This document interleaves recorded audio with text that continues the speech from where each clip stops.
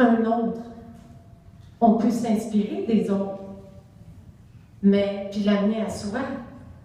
Mais il faut respecter qui on est et y aller à son rythme. Fait que je suis allée à mon rythme, je suis allée la dernière. Sur place, ben là, on a chaud, là, c'est fou, là, c'est ta première journée. Tu as juste un petit sac à dos. Là, tu te dis, bon, ben là, puis dans ton sac à dos, pour tes vêtements, tu as comme des petits sacs comme des petits sacs de lavage qu'on met dans la machine. On appelle ça un tiroir. Alors, dans un petit sac, tu as tes sous-vêtements, dans un petit sac, tu as tes trucs un peu plus épais. Bon, c'est sûr que tu n'as pas 40 sacs, parce qu'à la grosseur du sac à dos, tu en as juste quelques-uns. Mais les premières journées, là, tu te cherches, puis tu n'as pas grand-chose. Alors là, tu te cherches, tu t'installes, tu te dis, bon, ben demain, j'ai un autre 22 km à faire. Comment je vais faire? Je suis à moitié morte, je marche comme ça, je peux pas croire. J'ai de la misère à me rendre dans la douche. Mais, un petit minocal avant de se coucher, puis il faut reprendre demain. Je suis capable. Le lendemain matin, on se prépare, on est tous courbaturés, évidemment. Mais il fait un soleil magnifique, puis là, on s'en va dans les Pyrénées, le paysage est fabuleux. Juste ça, c'est très nourrissant. Là, on marche, on continue, ça monte. La petite fille, elle arrête souvent, parce qu'elle a le cœur encore là qui débat. Mais, je regarde en avant, je vois la route au loin, parce que tu vois la route vraiment loin, puis tu dis, je peux pas croire que je vais me rendre là. Je peux pas croire que je vais passer là. Ben, on finit par y arriver. Puis les derniers kilomètres de ce 22 km-là, c'était environ 4 km. On a monté beaucoup, mais quand on arrive à Roncevaux, ça descend, parce qu'à un moment donné, il faut descendre à quelque part. Puis là, c'est un terrain rocailleux, escarpé, c'est épouvantable. Moi, je ne me suis pas pratiquée là-dedans. Moi, je me suis pratiquée chez nous, sur l'asphalte bien droite. Fait que là, je me dis, ben voyons donc. Fait les bâtons, là, ceux qui n'ont pas de bâton, je ne comprends pas. Il y a beaucoup de gens qui se blessent, mais c'est nos meilleurs amis. C'est notre soutien, notre support. Ça fait partie de notre équipe. Ben, Lunothèque, on en a des bâtons aussi, des fichus de bons. Puis on travaille en équipe. Puis je peux vous dire que le fait d'être trois, parce qu'il y a beaucoup de gens qui le font seuls, le chemin, pour avoir parlé avec des gens, quand tu es découragé en crime parce que tu es tout seul. Tandis que dans mon cas, la première journée que j'étais découragée, ben j'avais du support avec moi. Puis au début, je disais, non, occupez-vous pas de moi, je suis content qu'ils s'occupent de moi, puis qu'ils m'encouragent. Parce que dans le fond, on dit, ben non, c'est assez grave, je vais le faire tout seul, puis tout va bien aller. Ben on a du support, on a des équipes. Ici, chez Lunothèque, puis sur le chemin. Fait qu'il faut s'entraider. Puis là-bas, tu es en mode vulnérabilité. Parce que c'est très sommaire. Tu marches, tu peux avoir un village à 15 km, rien voir avant. Faut que tu te fasses confiance, faut que tu fasses confiance au monde qui sont avec toi, puis aux étrangers. Parce que autant c'est un voyage d'introspection, où on est seul avec nous, c'est un voyage, je vous dirais, d'ouverture sur le monde en même temps. Parce que tu rencontres des Coréens, tu rencontres des Espagnols, tu rencontres des Allemands, des Anglais, des Français, tu rencontres plein de gens. On ne parle pas la même langue, personne, mais tout le monde sourit. Puis la phrase que tout le monde se dit, c'est Buen Camino, pour bon chemin. Je te souhaite un bon chemin. Fait qu'un Asiatique qui dit Buen Camino, c'est Buen Camino. Tu sais, c'est en asiatique. Un Italien, c'est Buen Camino. Puis il y avait un Allemand qu'on rencontrait souvent sur le chemin. Lui, avec 81 ans, il faisait ça seul. Puis lui, il criait Buen Camino à tous les villages qui arrivaient, où il rencontrait quelqu'un sur le chemin. Il criait ça, fait que c'était avec son âme. Chacun met son âme dans 2 mots. C'est fabuleux d'avoir un temps d'arrêt pour faire de l'introspection, t'ouvrir sur le monde, t'entraider, c'est magique. De prendre le temps d'écouter les oiseaux. Le matin, tu marches, tu as l'odeur du foin mouillé, tu as l'odeur de la campagne, tu as le lever du soleil. C'est extraordinaire. Parce que dans notre vie de fou, on ne l'apprécie plus, on n'a plus le temps de l'apprécier parfois, ces beautés-là. Quand je vous parlais d'entraide tantôt, la deuxième journée, que je vous ai dit que ça descendait, c'était escarpé, tout ça, on va revenir à ça. Dans ce temps-là, tu descends les bâtons en avant, puis tu souhaites qu'ils t'offrent, parce que c'est vraiment très difficile. Et à un moment donné, ben, je me suis cogné le pied. Ça m'a fait du bien. Et j'ai éventuellement eu une très grosse ampoule au niveau d'un orteil. Et cet ongle d'orteil-là, je l'ai perdu éventuellement, etc. Pour faire une histoire courte, j'ai fait maganer un petit peu du pied. Et puis, faire ça, quand on descend, c'est très difficile sur les genoux. J'ai pas particulièrement de difficulté avec mes genoux, mais disons que c'est très, très difficile. Les genoux, les hanches. Mais je vous dirais aujourd'hui que j'aurais peut-être pas fait ça à 37 ans quand j'ai commencé à prendre les minocales. Je l'ai fait à 54 ans. Je suis bien contente. Puis je réalise tout ce que ça apporte au niveau de la résistance, cet aliment-là.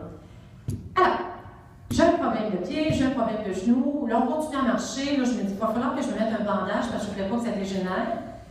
Puis, sur le chemin, je rencontre un monsieur italien qui voit que je veux mettre un bandage. On est plusieurs gens à ce moment-là dans la route. Puis lui, il a décidé de me partager quelque chose qu'il avait lui, mais je ne comprenais rien ce qu'il me disait parce qu'il parlait italien, puis je ne parle pas anglais, puis lui non plus. Puis là, on essayait tous de se comprendre. Mais il a sorti un spray de son sac, puis il m'a enlevé le bandage, puis il m'a mis le spray. C'est comme ça gèle un peu, là. Puis il me dit, de ce que je comprends, que ça va me soulager, puis je ne devrais pas avoir besoin de... Fait que, il n'est pas dans mon équipe, lui, mais il m'a aidé. Il m'a aidé à se soulager. Il m'a apporté quelque chose que je ne connaissais pas. Fait que, faites certain qu'à la pharmacie, puis ça m'a soulagé, effectivement. Fait qu'à la pharmacie suivante du village, ensuite, on s'est tous acheté du réflexe. Ça s'appelle réflexe. Et je peux vous dire que si j'avais eu des commissions sur les ventes de réflexe sur le chemin, tellement je les suggérais à plein de monde, puis que tout le monde allait s'en chercher, je serais peut-être millionnaire, c'est pas vrai. Mais tout ça pour dire que j'ai juste partagé, lui il m'a partagé quelque chose que j'ai partagé par la suite avec des gens. C'est ça, dans le fond, la vie, c'est le chemin c'est la vie, Immunotech c'est la vie, c'est la victoire, c'est de se faire confiance, c'est s'entraider, c'est peu importe de quelle équipe on fait partie, on travaille tous vers un même but, qui est propager la bonne nouvelle, dans le fond. Fait qu'après le petit problème de genou, je continuais tous les jours pareil, parce que c'est sans relâche pendant 6 semaines, une moyenne d'une vingtaine de kilomètres par jour. Fait qu'on continue. Mais plus tu avances, meilleur on est. Au bout de 2 semaines, là, j'avais une grosse côte à monter. J'ai dit, moi, être la première aujourd'hui, parce que moi, j'étais toujours la dernière en arrière, tu sais, au début. Fait que j'ai dit, aujourd'hui, je suis la première. C'est moi qui vais être en avant. J'ai monté la côte, ma soeur était en arrière de moi. Elle dit, Micheline, c'était tellement beau de te voir. Elle dit, à comparer à la première journée, là. Mais tu sais, on prend le dessus, c'est de la pratique dans le fond. C'est comme en affaires. Plus on se pratique, plus on a des obstacles, plus on se fait dire non, meilleur on devient. Parce qu'on travaille tout le temps en fonction de réussir puis d'avancer avec ça. Fait que j'ai continué ma route, puis sur le chemin, comme dans le business, on rencontre toutes sortes de belles personnes. Moi, j'ai eu la chance de rencontrer une femme qui voyageait seule. Et puis, instantanément, on a connecté, on est devenus amis. Et puis, comme elle me dit, il n'y a rien qui arrive pour rien dans la vie. Pourquoi je t'ai rencontrée? Puis elle me voyait prendre, parce qu'on était une semaine avec elle a marché avec nous une semaine. Elle me voyait bien prendre mon immunocal le matin dans mon petit verre de plastique, puis en passant mon verre de plastique, au bout de quelques jours, là, dans mon sac à dos, super plein, bourré, il a cassé. Là, j'étais là. Je peux pas avoir de verre. Mais essaye de trouver un petit village où il y a 3 vaches, 2 chiens, puis un petit gîte de rien, un verre en plastique. C'est pas évident parce qu'il y a souvent même pas d'habitants. C'est des gens qui ont un petit gîte là, puis qui restent ailleurs parce qu'il y a beaucoup de villages aujourd'hui qui n'existeraient plus s'il n'y avait pas les pèlerins. Fait que là, qu'est-ce que je fais avec mon verre? Il faut que je répare la fente, la fuite, il faut que je trouve une solution. Puis, ma soeur m'a dit, Micheline, on a du duct tape dans notre trousse d'urgence. On va mettre du duct tape. Quand même qu'on ne voit pas le nom sur le verre, c'est pas grave. On sait qu'est-ce qu'on prend. Fait que mon père a fait le voyage avec du duct tape. Fait qu'elle, elle me voit faire mon shake le matin, ma nouvelle amie, que j'ai appelée ma peste du chemin. Elle dit, c'est quoi tu prends là? Puis j'ai commencé tranquillement, je lui explique ce que c'est, ce que je prends et tout ça. Et pour faire une histoire courte, au bout d'une couple de jours, je la laisse toujours sur son appétit. Moi, je me dis, je t'en donne un petit peu, tu feras ce que tu veux avec ce que je te dis, tu sais. Mais elle voit bien que je prends ça. Puis là, dans ma petite pochette ici, je me suis mis du gel dans des petits flacons là, que je prenais durant mon chemin. J'avais mon eau, j'avais mon émotion, fait que ça a piqué sa curiosité. Puis là, ben, on s'est mis à jaser de ça. Puis je ne veux pas vous raconter tout, mais aujourd'hui, Chantal est entrepreneur chez nous. Puis on ne se connaissait pas, puis on s'est vu une semaine, puis on s'est juré de se voir après. Ben aujourd'hui, elle prend le produit, elle prend le immunocal. Puis le fait de nous avoir rencontrés, un de ses projets de vie était de faire l'Everest. Alors je vais parler que mon conjoint avait fait le camp de base l'Everest dans un petit village de 3 habitants. On est en train de parler de l'Everest. Elle correspond tout de suite avec la personne référence. Puis elle fait l'Everest, elle part le 29 mars. Fait que dans la vie, là, des fois, on rencontre quelqu'un qu'on parle du immunocal, on sait pas ce que ça peut donner. Tu sais, des fois, on se dit, oh non, j'en parle pas. Puis des fois, ça ne nous tente pas. Il y a des journées où ça ne me tentait pas de marcher. Là. Il y a une journée, entre autres, je me disais, je vais rester couchée. Ça n'a pas de bon sens. Mais non, il faut se donner un petit coup de pied et se dire, il faut se donner des petits coups de pied dans le business aussi. Il y a des journées, ça ne nous tente pas, puis c'est normal. Mais des fois, tu peux avoir une rencontre inestimable. Là. Puis Dieu sait, je pense que tout le monde en a fait des belles rencontres au fil du temps. Je pourrais vous partager maintenant, suite les belles rencontres que j'ai faites et tout ça, un peu les routes, les gîtes, je pense que j'en ai parlé. Les blessures, faut se donner. Si on se blesse, faut se donner le temps aussi, il faut y aller plus lentement, ralentir le rythme. C'est pareil en affaires, si on est fatigué ou si on s'est donné beaucoup de se permettre d'y aller un petit peu plus au ralenti, c'est tout à fait normal. Laisser le temps à notre corps de se refaire. En conclusion, ce que ça apporte de faire quelque chose comme ça, c'est, premièrement, ça nous démontre des qualités qu'on ne se connaissait pas. Jamais j'aurais pensé que j'aurais passé à table. Je ne pensais pas que j'aurais fait ça. Ben, je l'ai fait. Aujourd'hui, je vous parle, je suis hyper stressée, mais je vous parle. Je voulais juste vous partager mon expérience.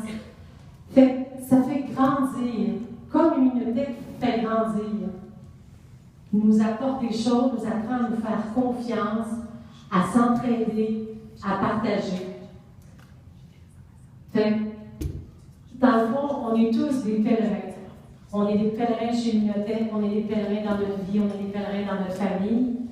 Et puis, partageons la bonne nouvelle. Alors, j'espère que ce petit bout vous a donné un peu une idée d'ambiance. Je vous remercie de m'avoir écouté et je souhaite à tous les gens de réaliser des projets qui caressent depuis longtemps parce que moi, j'en suis extrêmement fière. Merci.